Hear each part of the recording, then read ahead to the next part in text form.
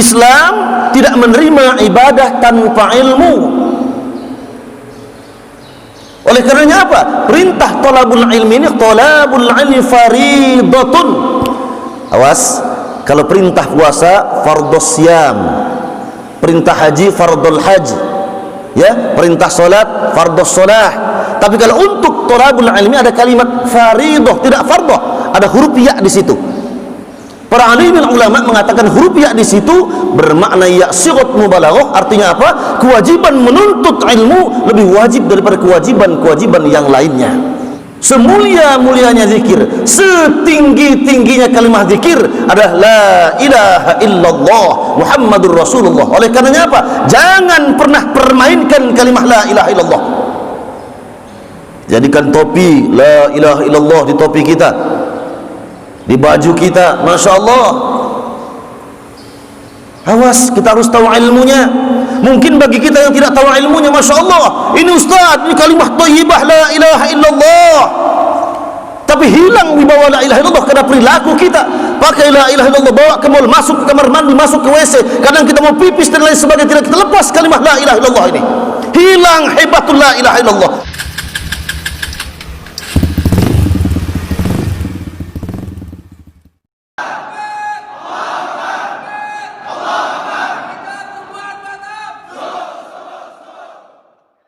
Warahmatullahi wabarakatuh. Alhamdulillah, wassalatu wassalamu ala rasulillah Sayyidina Muhammad ibn Abdillah wa ala alihi wa sahbihi wa mawala. La hawla wa la quwwata illa billah. Amma ba'd. قال الله تعالى في القرآن الكريم وهو أصدق القائلين: أعوذ بالله من الشيطان الرجيم، ألا بذكر الله تطمئن القلوب. صدق الله العظيم. وقال النبي صلى الله عليه وسلم في الحديث: سيأتي زمان على أمتي وعلماؤهم كالأسد وتجرهم كالكذب وكراعتهم كالمزامر. رواه بيحقي. Ma'asyiral muslimin wal muslimah, wabil khusus sahabat BSB, ya, biker subuhan Batam. Alhamdulillah, pagi hari ini kita bersyukur kepada Allah Subhanahu wa taala yang mana Allah Subhanahu wa taala telah panjangkan umur kita, insyaallah tetapkan iman Islam kita, sehingga alhamdulillah di tengah nyenyaknya tidur kita masih paksakan bangun dalam rangka taqarrub ila Allah, mendekatkan diri kepada Allah Subhanahu wa taala dengan salah satu jalan yang mutlak wajibnya untuk kita kaum muslimin wal muslimah, yakni melaksanakan salat subuh yang alhamdulillah mampu kita laksanakan secara berjamaah. Ini merupakan sesuatu nikmat Allah yang luar biasa kepada kita. Inilah hidayah. Dan yang dikatakan hidayah, Masya Allah, tidak diberikan oleh Allah Subhanahu wa ta'ala kepada umat Rasulullah Muhammad sallallahu alaihi wasallam.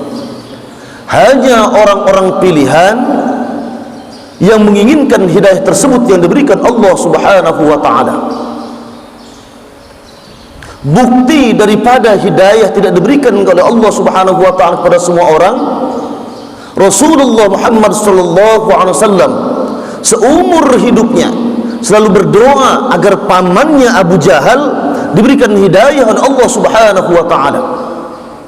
Tapi Allah menegur kepada Rasulullah, "Ya Muhammad, engkau hanya wajib berdoa, perkara hidayah ini urusanku," kata Rasulullah, kata Allah Subhanahu wa taala. Jadi bersyukurlah Allah Subhanahu wa ta'ala masih memilih kita untuk melaksanakan ibadah kepada Allah Subhanahu wa ta'ala. Mari ucapkan alhamdulillahi rabbil alamin. Salawat berangkikan salam kelimpah curah pada junjungan alam Nabi besar Muhammad sallallahu alaihi wasallam. Biqauli Allahumma salli ala sayyidina Muhammad wa ala ali sayyidina Muhammad.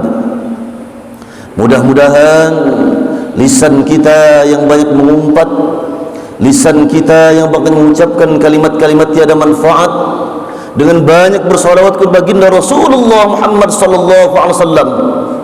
Baginda Nabi mau mengakui kita sebagai umatnya dan kelak memberikan syafa'atul uzma atau syafaatnya di yaumil mahsyar nanti qadi rabbul jalil, di mana 124.000 nabi dan rasul yang dikirim oleh Allah Subhanahu wa taala tidak ada yang mampu memberikan syafaat illa Muhammad Rasulullah sallallahu alaihi wasallam. Makanya wajar para alim ulama mengatakan munafik seseorang mengaku cinta kepada Rasulullah, cinta kepada Islam, yang satu hari satu malam kurang daripada 100 kali bersolawat kepada Rasulullah Muhammad sallallahu alaihi wasallam. Jemaah dimulakan Allah Subhanahu wa taala, solawat ini satu perkara yang ringan. Tidak harus dalam keadaan bersuci atau berwudu.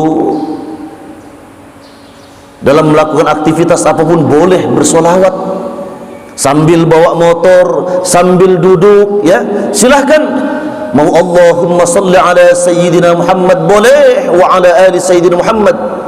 Mau salawat malaikat Jibril kepada Rasulullah boleh, sallallahu ala Muhammad sallallahu alaihi wasallam.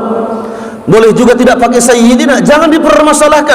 Mau pakai Sayyidina, tidak pakai Sayyidina, niat kita ta'ziman wa takriman kepada Rasulullah Muhammad sallallahu alaihi wasallam. Jadi dawamkan solawat, dawamkan solawat. Ustaz, saya banyak dosa.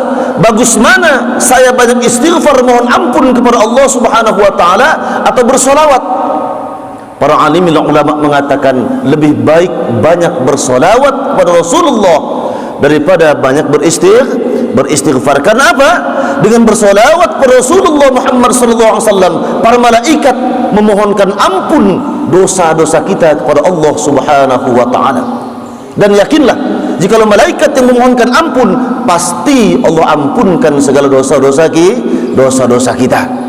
Oleh karenanya para bikers yang dirahmati Allah Subhanahu wa taala, keluar kita dari rumah sebelum ngengkol motor, sebelum starter motor, ya niatkan bismillah tawakkaltu ala Allah la haula wala quwwata illa billahil aliyil azim, nawaitu talabul ilmi wa silatur rahmi wal i'tikaf fi hadzal masjid jami' Baloi Center. Ya, niatkan, ya Allah, saya keluar rumah ini dalam rangka talabul ilmi, dalam rangka silatur rahmi, dalam rangka i'tikaf di Masjid Jami' Baloi Center. InsyaAllah duduknya kita di masjid ini dianggap sebagai duduknya orang yang sedang beribadah kepada Allah Subhanahu wa ta'ala. Na'udzubillah, andaikan sudah takdir dari Allah Subhanahu wa ta'ala terjadi kecelakaan kepada kita, InsyaAllah yang kecelakaan tersebut dengan niat thalabul ilmi sama dengan orang berangkat perang jihad fi sabilillah. Allahu Akbar. Jemaah dimuliakan Allah Subhanahu wa taala, pagi ini tema kita adalah tasawuf sebetulnya, ya. Tasawuf sebetulnya, ya. Tapi kita akan bahas sebelum tasawuf adalah zikir kepada Allah Subhanahu wa taala. Jemaah dimuliakan Allah Subhanahu wa taala, ayat yang saya bacakan tadi merupakan satu ayat dalam Al-Qur'an. Ala bi dzikrillah tatma'innul qulub. Dengan banyak berzikir kepada Allah Subhanahu wa taala, hati akan menjadi tenang, hati akan menjadi tentram. Ini jaminan Allah bagi orang-orang yang banyak berzikir dan mengingat Allah Subhanahu wa taala, pasti hatinya tenang. Walaupun begitu banyak masalah-masalah duniawinya, sebegitu berat permasalahan-permasalahan duniawinya, terlebih-lebih kita sedang dicoba oleh Allah Subhanahu wa taala masa wabah seperti ini, insyaallah kita punya sandaran vertikal kepada Allah Subhanahu wa taala, akan tenang dan akan yakin bahwa semua kejadian yang ada di dunia ini tidak lepas daripada pengawasan Allah dan kehendak Allah Subhanahu wa taala. Berbicara tentang zikir, Sayyidina Ali karramallahu wajhah pernah bertanya kepada Rasulullah, "Ya Rasulullah, ayyut turuq aqrab ila Allah? Wasaluha ala ibadillah wa afdaluha indallah." Ya Rasulullah, adakah jalan yang cepat untuk mendekatkan diri kepada Allah Subhanahu wa ta'ala? Jadi banyak ya jalan untuk mendekatkan diri kepada Allah Subhanahu wa taala. Sebilangan hitungan manusia begitu banyak jalan untuk mendekatkan diri kepada Allah Subhanahu wa taala.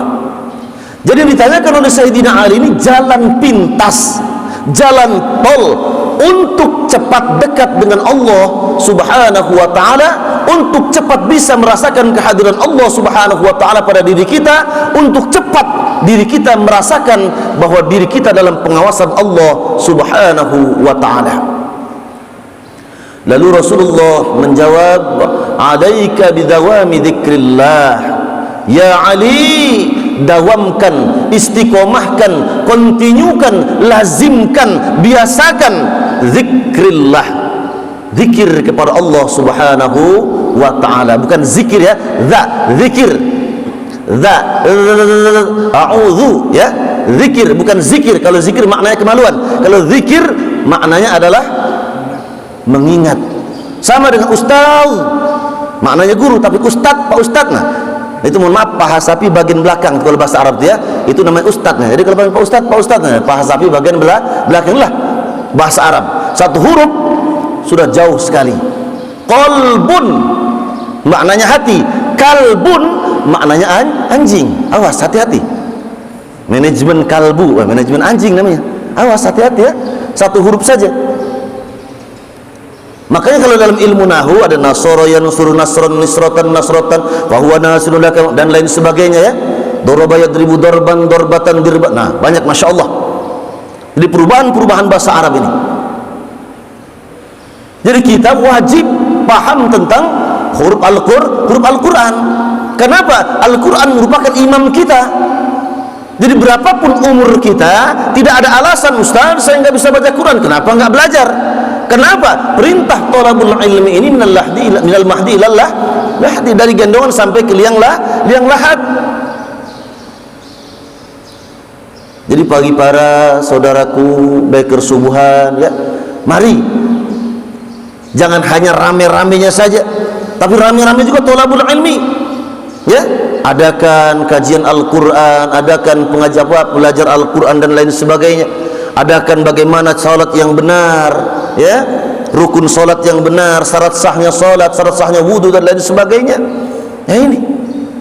Ini yang menunjang kesempurnaan ibadah kita kepada Allah Subhanahu wa ta'ala. Kenapa? Islam tidak menerima ibadah tanpa ilmu. Oleh karenanya apa? Perintah thalabul ilmi ini, thalabul ilmi faridatun. Awas, kalau perintah puasa fardhus syam, perintah haji fardhul haji ya, perintah salat fardhus shalah. Tapi kalau untuk thalabul ilmi ada kalimat faridah, tidak fardhah, ada huruf ya di situ.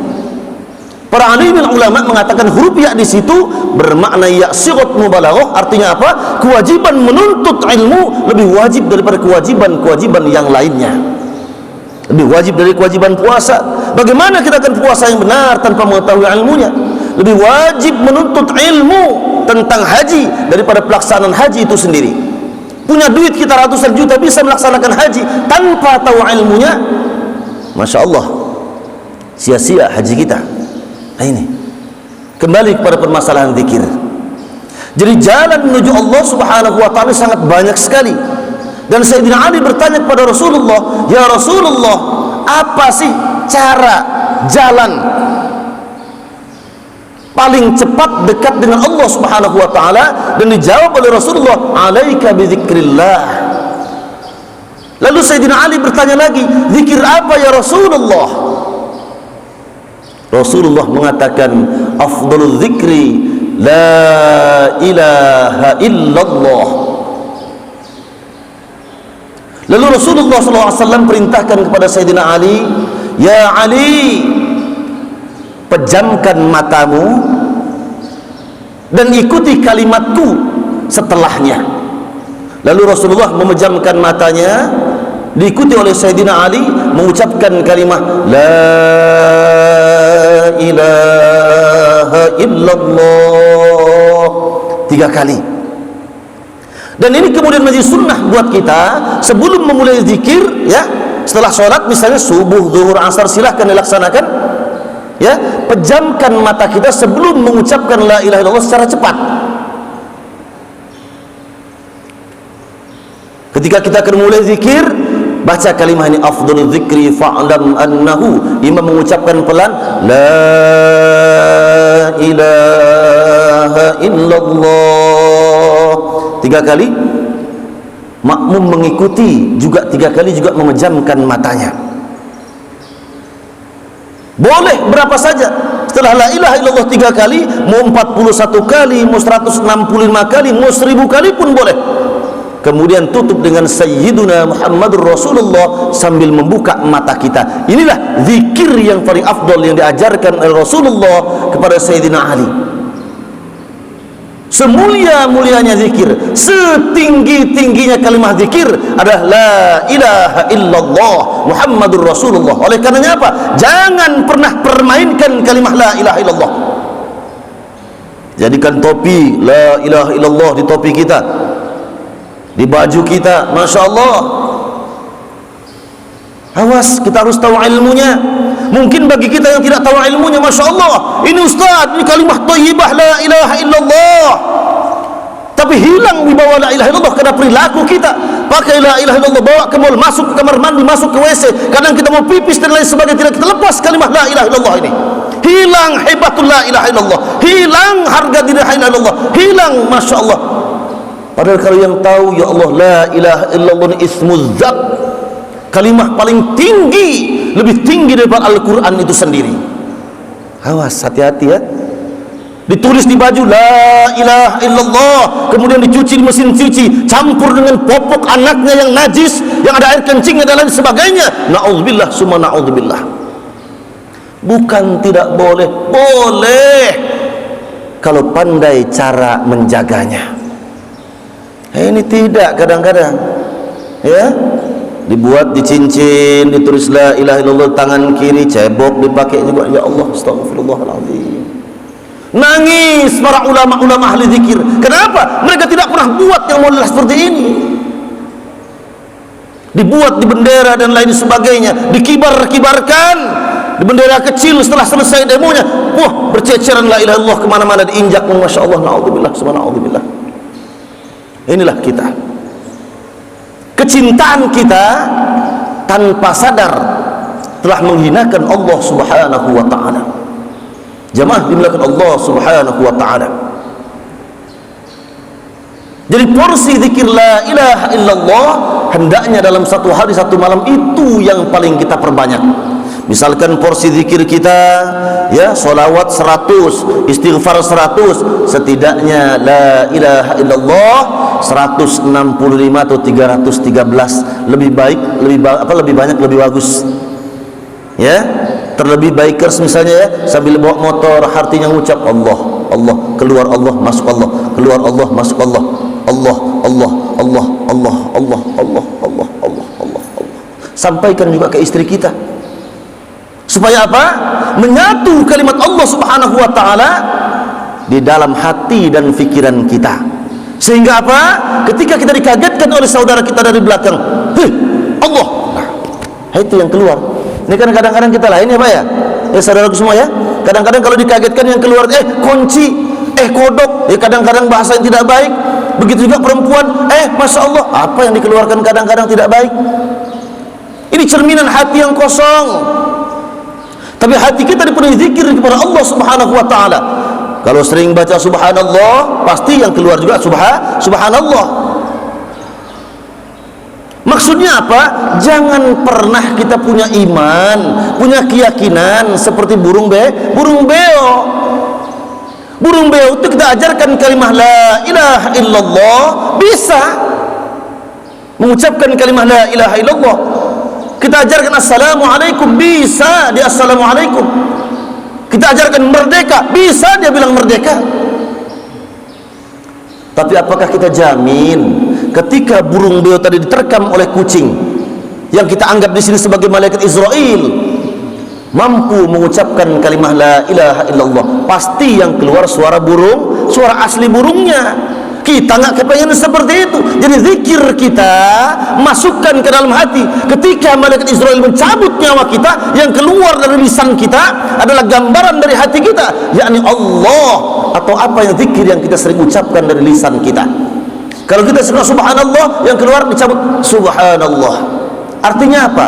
Kita pengen mati dalam keadaan mengucapkan kalamullah, mati dalam keadaan husnul khotimah, tidak seperti burung beo, pandai mengucapkan la ilaha illallah, tapi ketika diterkam kucing suara aslinya, mohon maaf, ini satu cerita buat kita, cerita, dan saya menjadi pengalaman pribadi, ya, ini pengalaman pribadi saya.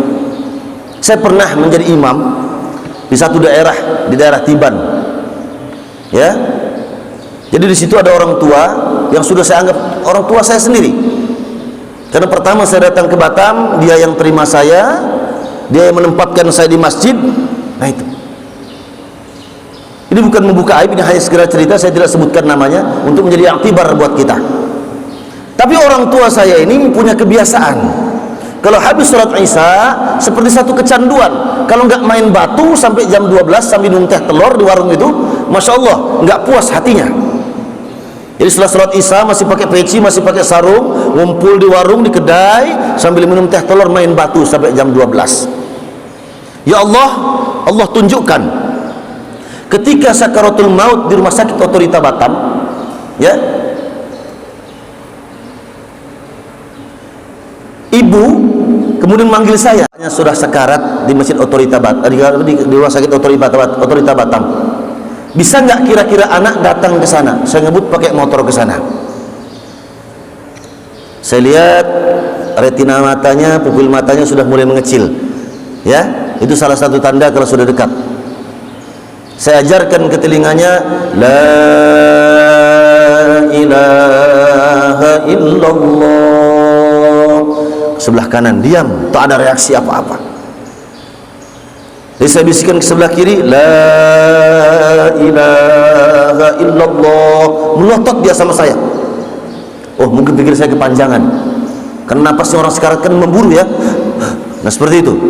Akhirnya sambil kesimpulan, saya bisikan ke telinganya, Allahu Akbar, Allahu Akbar, Allahu Akbar, Allahu Akbar, sambil saya pegangkan tasbih di tangannya. Tasbih dipegang, matanya melotot kepada saya, bala anam yang keluar dari mulutnya. Padahal saya ajarkan Allahu Akbar, tapi dari mulutnya keluar bala anam. Astagfirullahaladzim, apa ini bala anam? Ini, awas, hati-hati. Jadi sholat yang 5 waktu, zikir yang 10 menit yang kita lakukan sehari-hari, padahal masya Allah orang tua saya ini jamaahnya rajin, zikirnya rajin, tidak pernah pergi sebelum imam pergi. Artinya apa? Sampai selesai zikir sholat itu dia belum pergi. Ini.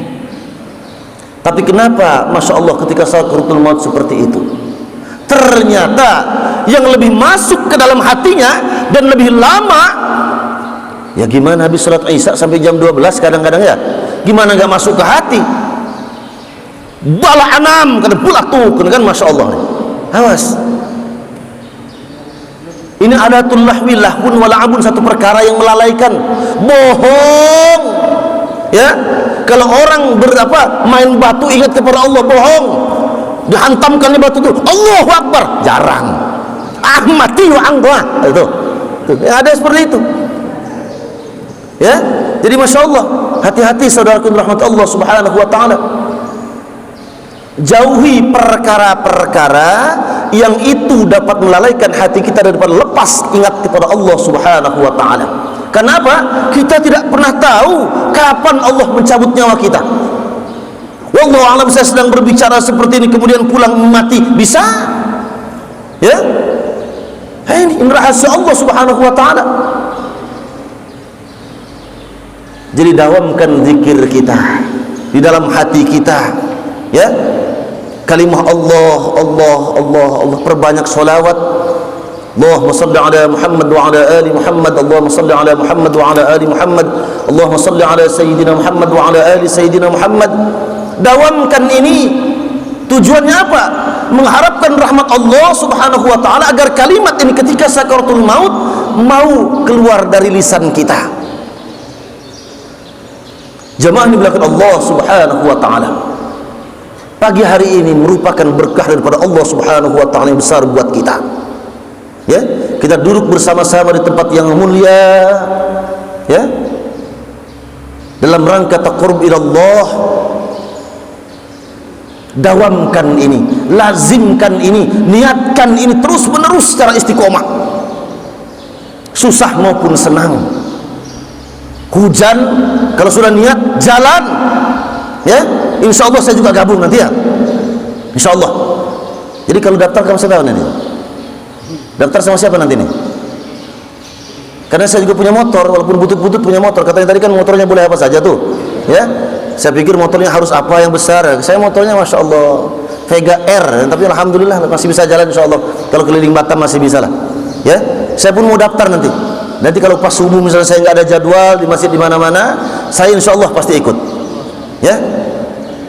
Karena beginilah memang cara-cara milenial, cara-cara akhir zaman dalam berdakwah. Nggak bisa Masya Allah kita tuh, aduh, harus diambil hobinya.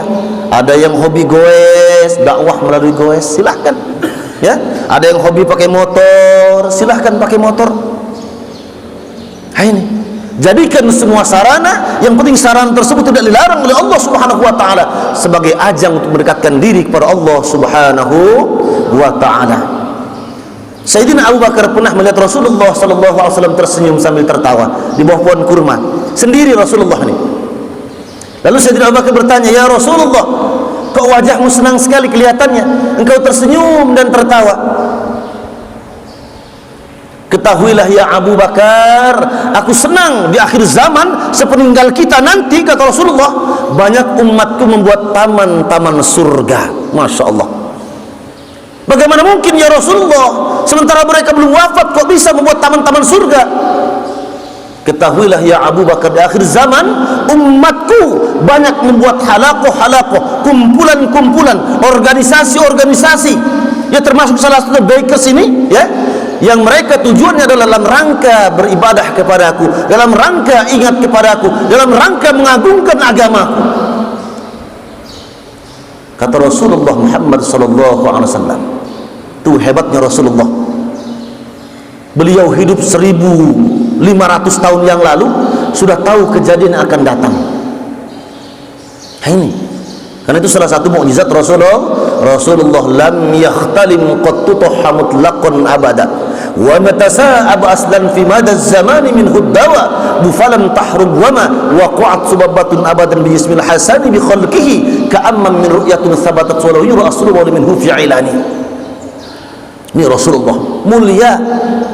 Rasulullah sallallahu alaihi wasallam ketika menundukkan kepalanya ke bawah dan melihat ke bawah, maka 7 lapis bumi terlihat oleh Rasulullah sallallahu alaihi wasallam.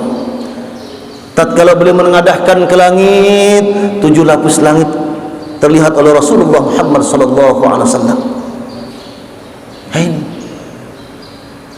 Jadi Rasulullah sallallahu alaihi wasallam itu memang manusia biasa, tapi tidak biasa. Lisannya tidak pernah berhenti daripada ingat kepada Allah Subhanahu wa taala. Bukan hanya lisannya, seluruh anggota tubuhnya selalu berzikir kepada Allah Subhanahu wa taala, termasuk bulu-bulu yang ada pada badan Rasulullah, yang ada di badan Rasulullah SAW berzikir kepada Allah Subhanahu wa taala. Kalau kita nggak sampai seperti itu, ya, kalau kita setidaknya lisan kita mau berzikir saja sudah sangat bersyukur, ya, daripada banyak lagi menyanyikan lagu-lagu yang tidak ada manfaatnya, yang tidak ada nilai zikirnya di hadapan Allah Subhanahu wa taala, yang justru semakin menjauhkan kita daripada Allah Subhanahu wa taala, ya. Lagu-lagu yang tiada maknanya, Masya Allah, hanya enak didengar saja. Jamaah dimuliakan Allah Subhanahu wa taala. Oleh karenanya mari bangkitkan semangat kita, ya, motivasi diri kita untuk terus talabul ilmi, untuk terus silaturahmi, untuk terus zikrullah, ingat kepada Allah Subhanahu wa taala. Insyaallah orang yang mengingatkan dirinya seumur hidup seperti itu tergolong orang-orang yang sedang berjihad seumur hidup. Bahkan ketika dia tidur Sebelum tidur dia bersolawat, sebelum tidur dia berzikir kepada Allah Subhanahu wa ta'ala. Andaikan dia mati dalam keadaan tidur, mati dalam keadaan beribadah kepada Allah Subhanahu wa ta'ala. Jadi mudah-mudahan ya, di sisa umur yang diberikan Allah Subhanahu wa ta'ala kepada kita, Allah memberikan hidayah kepada kita untuk semakin dekat kepadanya. Amin, amin ya rabbal alamin. Ya, jadi jangan berpikir, Ustaz saya masih muda. Jangan, Masya Allah, pohon kelapa memberi contoh kepada kita. Ya, ada kadang-kadang yang masih bunga putik sudah jatuh ke tanah, ada yang kecil sudah jatuh ke tanah, ada yang dimakan penyakit, dimakan tupai jatuh ke tanah, ada yang sampai tua kering di atas nggak jatuh-jatuh. Ya, itu ibarat manusia dalam perut kadang-kadang sudah meninggal, cerot keluar dari rahim ibunya meninggal, meninggal ada. Pas lagi lucu-lucunya, Masya Allah, umur 2 tahun 3 tahun baru bisa senyum, baru bisa panggil mama, papa, abi, umi dan lain sebagainya, meninggal. Ada juga orang tua yang sudah ratusan tahun nggak meninggal ada, sampai dia bosan, kapan saya meninggal, kata. Maksud ada yang begitu.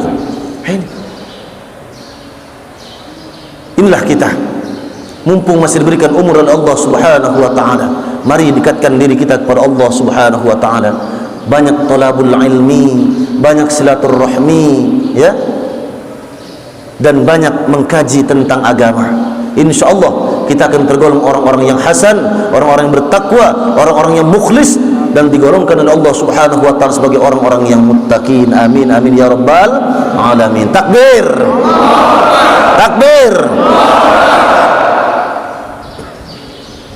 Jadi sekali-kali jangan takbir terus. Nanti kalau saya teriak tahlil, la ilaha illallah, ya, tahlil, la ilaha illallah. Jadi kalau sudah banyak-banyak takbir, nanti kalau mau perang, ya, sana takbir sini takbir, bingung kita. Karena sana Islam sini Islam, bedakan kita. Tahlil, la ilaha illallah. Ya, sampai di sini silakan ada pertanyaan sebelum kita tutup dengan doa.